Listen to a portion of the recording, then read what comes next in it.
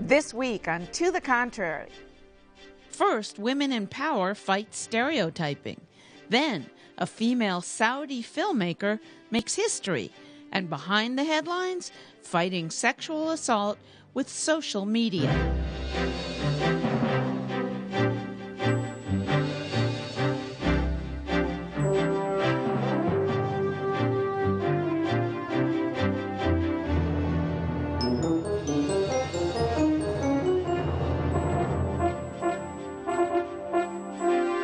Hello, I'm Bonnie Urbay. Welcome to the Contrary, a discussion of news and social trends from diverse perspectives. Up first, can women in power avoid being judged as mean or overly harsh, or by that terrible word that rhymes with witch? The latest powerful woman at whom that word was volleyed for facing down her critics is New York Times executive editor Jill Abramson. She joins the ranks of Facebook COO Sheryl Sandberg and Yahoo CEO Marissa Mayer, who recently suffered similar critiques. Abramson was anonymously criticized by detractors in her newsroom for being brusque and ill-tempered.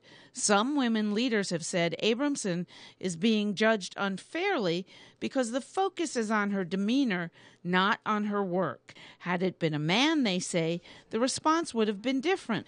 While powerful women are described as having sharp elbows, powerful men are called aggressive. That as a compliment. So, Congresswoman Norton, are women destined to be judged harshly when they assume powerful positions? Probably, Bonnie, at least until we get a critical mass of such powerful women who get the power, the ultimate power, to control their own image. Well, I think the devil wears Prada will always have a tough time, especially when they're dealing with their demeanor.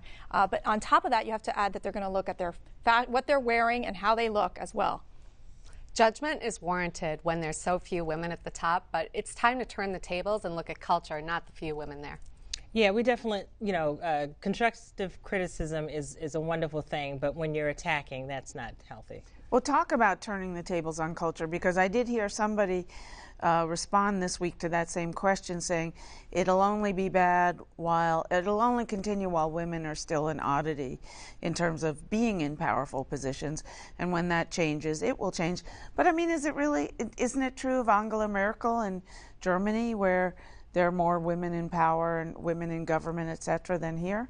Well, I think it's time to turn the tables and name names and look at actually the number of men in power. And Politico, which wasn't named but ran that hatchet piece on Jill Abramson, actually has a man who's, the executive editor, the managing editor, the editor-in-chief, and they're the ones who ran that sort of Mean Girls burn book style piece on her with all of those anonymous sources. And so I think really the question is, let's look at who is enabling this culture of tearing down women. Of course, women are being attacked unfairly when they're in top positions, and it is something that's constant across cultures, but we really need to look at the men. Oh, yeah. I was just going to say, there's a feminist, Jo Freeman, from the 60s and 70s, and she talks about trashing, and she's experienced it or had experienced a great deal of it. And the fact that there is no purpose to it other than to be derogatory and to injure someone. And what bothers me about the article and what's going on is that, we really need to investigate who's making these comments. Is it men? Is it women? Is it both? I mean, what sex it is, it's wrong. But the fact is, my concern is, are we attacking each other? And why are we doing that? Why aren't we holding each other up and supporting one another? Well, you know what? It may be both. But with men, for example, who are brusque, rough, I believe that those kinds of things would be said about men in the workplace. But I bet you this, it never would have made Politico. It never would have made any place with anonymous sources. That is the problem. People criticize their male bosses all the time, often for the same reasons. But women come under not only criticism, but overt terrible criticism that is then broadcast to the world. And in addition to that, it's not just a criticism, it's did they get Botox? What are they wearing today? I mean, it's like, what did Hillary Clinton do with her hair? I mean, these are the type of things that women, in addition to whether they're considered tough or rough or too bossy, these are the issues that we have to deal with. My daughter... But wait a second. I do, in fairness, I agree with everybody here, but in fairness, you open up the Wall Street Journal any day and you're going to see how this CEO is doing a lousy job and that CEO is doing a lousy job. Of course, not in personal terms, but in terms of the bottom line. Right. But in this case, I think with Jill Abramson, I mean, she has been successful with the New York Times in getting 4 Pulitzer Prize.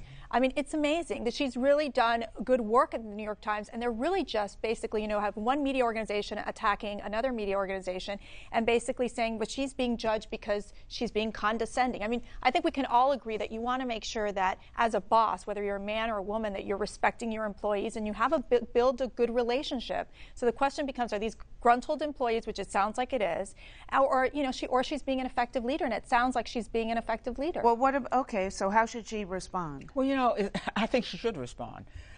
One of the things... And what would be with humor? Would that be a good way to deflect it? I would start with that. I always start with that. That's the best put down of your opponents. But I don't think you can let this kind of quote, I'm calling it criticism to be polite, go unanswered.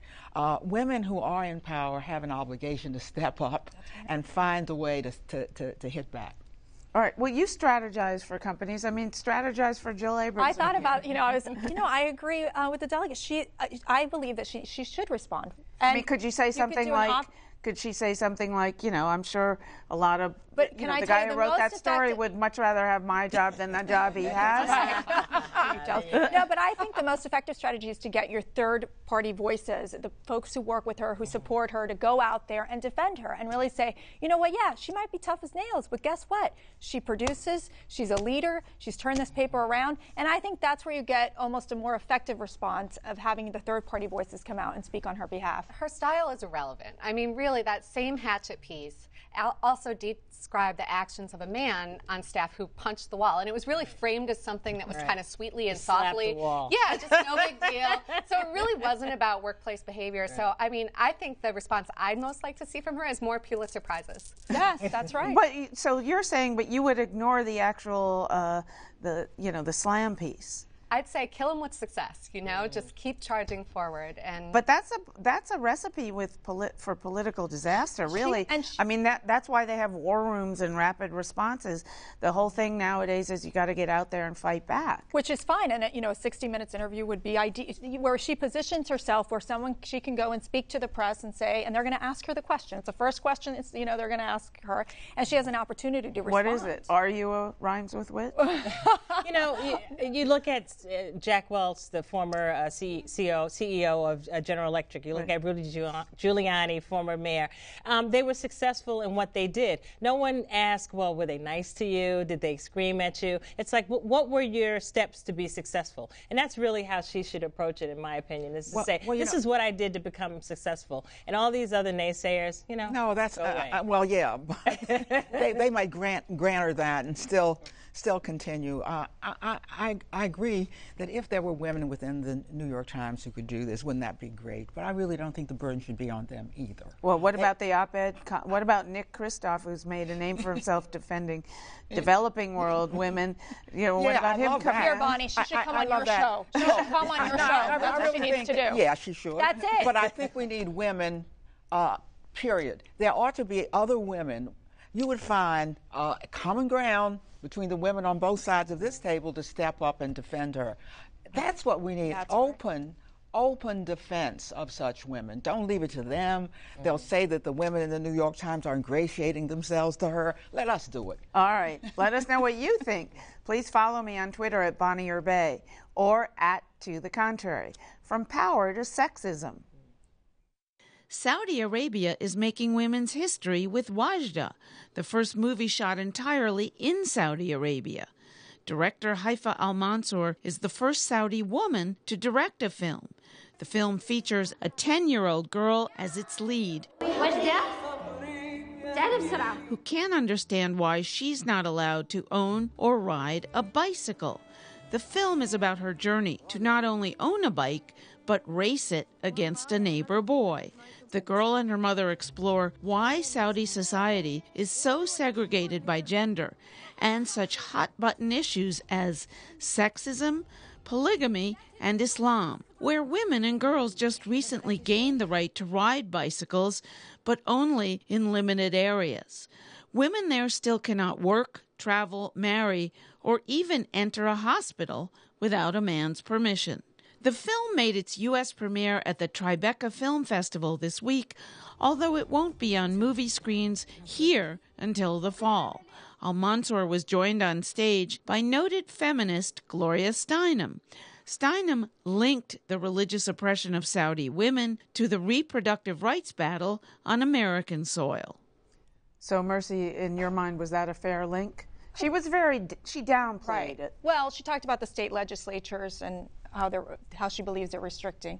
I think it's a bit misdirected. I think it's a little far reach. I mean, I think we can all come together as conservatives and liberals and say this Saudi director is amazing. She should be celebrated, commended for this incredible work that she's done. I think when you look at Saudi Arabia, when it ranks 130th out of 134 countries in terms of global gender gaps, I mean, it's incredibly serious what those young women have to deal with to even just go and ride a bike. Mm-hmm. There's some very little progress that's been made. I mean, King Abdullah just appointed 30 women to the Shura Council, and I mean, it's little tiny baby steps, but it's surely not enough for women to speak and disagree in public or, have a show like yours over in Saudi Arabia. I mean, that's just not an option for these women. Well, I think disrespect for women's fundamental human rights is disrespect, period, no matter what it is. And so it's not about playing, an oppression Olympics of sorts, saying it's so bad here that therefore what we do over here is okay. And so I think it was a fair analogy that Gloria Steinem drew. I think what's really interesting about what's happening in Saudi Arabia, I'm glad you brought up the king, allowing women into the parliament. The funny thing about the proportion, that it has a 20% quota, that's actually the same percentage of women that we have in the Senate here in the United States. And Congress. So Congress itself overall is worse. So it's amazing if you think about, there's a lot of commonality in the struggle for women's human rights, even though the specifics are different. You know what Gloria Steinem did, and she knows how to make analogies and how far they go, is essentially what women all over the world are doing. They are taking specific criticisms that are levied in other countries and adapting them to their own circumstances and seeing what in my society, perhaps different, should I be, should I also be careful about. And I must say, having gone through in the Congress, the notion that women should not even have health care plans include something that for many women is life and death, contraception. I think it's a well-placed analogy in this. It wasn't so long ago. They didn't have bathrooms, right? Right, about 10 in years the Capitol. ago. Right. So we will adapt, but I must say, this is the sweetest and most persuasive way I have ever seen of making people understand that girls ought to be equal. Once any woman, however hard her notion, however satisfied she is with where she is, leave aside the men, sees that little girl, right. I don't see how that can't have some kind of persuasive effect on the society. I'm glad you said that, Eleanor, because I was going to say, I know Ayan Ali, who you have interviewed on the show, she's incredible. She's absolutely incredible. And she did a movie that was a little bit more hard-hitting in terms of the graphics. This is another story, and it softens it so that, you see this innocent little girl. Similar issues, because you're talking about women who are being held down, who are not allowed to ride bikes, to walk, to work, to go to school. And her mom, through this picture, her mom's fighting with the husband about, he wants another wife. And she's polygamy. Right. All the issues that are, very prevalent in those countries are being addressed. So the fact that we're being educated, and I don't think we need to be educated because we know, but the world is global, is understanding really the atrocities of and what these young women are experiencing. I mean, I can just not imagine growing up and not being able to go to school or to ride a bike or to have a crush on another a little boy. Or your job options are you work in a supermarket or now they can work in cosmetics, stores. I mean, their options are so limited, and so we do have such a blessing in this country that our girls can get a good education, go to college, work. If they want to dream to become, president of the United States, they can do that in this country. That's not an option for these little girls over there. And so, I mean, I think that is where you have the greatness of America, the fact that we do have the opportunity and the freedom to speak and the freedom to be educated here. And I think that just represents what the U.S. is about. The movie is magical because it does kind of just ask that simple question, why? Well, why can't I ride a bike? And I think the same question, applies here in the United States to struggles. When I was 20 weeks pregnant, living in the District of Columbia and actually physically embodying the National Right to Life Committee's top legislative priority, the question is simply, why? I'm a good person. I can handle this.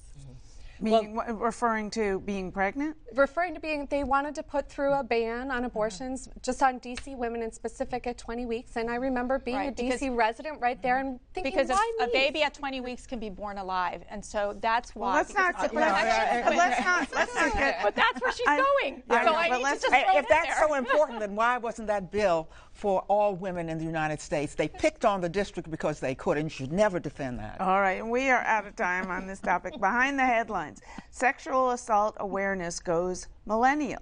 More colleges are raising awareness about sexual violence on campus, and they're teaming up on social media to reach out to today's students. It's a really big problem on college campuses, and so we saw that as a need. Now, whether or not this was something that was really well advertised that sexual violence actually occurs is something that I think was part of the reason why we didn't have a group that was rallied behind it. When Emily Rosowski came to George Washington University 4 years ago, the school did not have a sexual assault awareness organization, so she decided to form one, Students Against Sexual Assault, or SASA for short. I was in a women's studies class, honestly by happenstance, and learned about it and was just kind of floored that this wasn't something that we had on campus. And as I tell that to other people, as I let them know, it seems that they just get that same fire in them that this is something that needs to be discussed, it needs to be well known. As the organization grew, Rosowski found other schools reaching out to GW through a different medium. Our online presence. So I think that's the most key thing in how we've been able to seamlessly connect with other universities, because they've seen what we're doing through a friend of a friend who goes to GW and they're a Facebook friend and they see, oh, what's this thing about sexual assault? Like, why is this all on my Facebook page and all of my friends who go to GW? And then through that, they kind of network, I guess, amongst themselves and end up contacting us. So it seems like a step-by-step process, but really it's very fluid, I think. One SASA campaign around sexual violence statistics drew the attention of other students. We did something called a 3000 campaign, which basically was a tabulated statistic of the projected individuals at GW who would be sexually assaulted in their lifetime. So because, like I was saying, there was so much social outreach, we were contacted by a few different student groups from other universities wanting to do the same exact program that we were doing. Today, there's even more collaboration among colleges. We've been able to really kind of work off each other, feed off each other, and see what other groups what are they doing? How are they being innovative around sexual violence? And how can we take what they're doing in a shell and kind of elevate it to work for our campus? So, for instance, we were doing our Take Back the Night event. I was 100% focusing on what other schools were doing first, seeing what has worked for them and what we think works for GW. And I think it's a similar process with how other schools interact with us. And these students are meeting on social media. Student groups like SASA are raising awareness about sexual assault on the platforms that students check most often. Every group of students that's coming in is more and more affluent in technology. On their computer, on all the time, on their phones, because it's so accessible to us. It's because it's a way of our communication, and it's so ingrained in our generation. And so I think in one hand you can say, well, we should fight against it and people should be focusing on like coming out and actually physically being there. But the truth is that even, especially at GW, so many students are so busy, and sometimes their way to relax and de-stress is by like going on Facebook, going on Twitter, and just checking out what their friends are doing, interacting. Rosowski hopes SASA always stays up to date with the latest technology, which might not always be social media, But for now, she says it's the best way to generate conversation about this important topic. Why not tap into that? Why not work with what's already happening within our, subset of generational culture and actually improve on that? So it's also, in my opinion, one of the easiest ways to get organizations to come on board and support us. So is social media the answer to date rape, to sexual assault on campus? Because if you think about it, you could probably set up a system where you could just hit some button on your cell phone if you think you're being raped and use the technology, GPS, to find out where exactly you are, send it out to a network of people, and you could be rescued.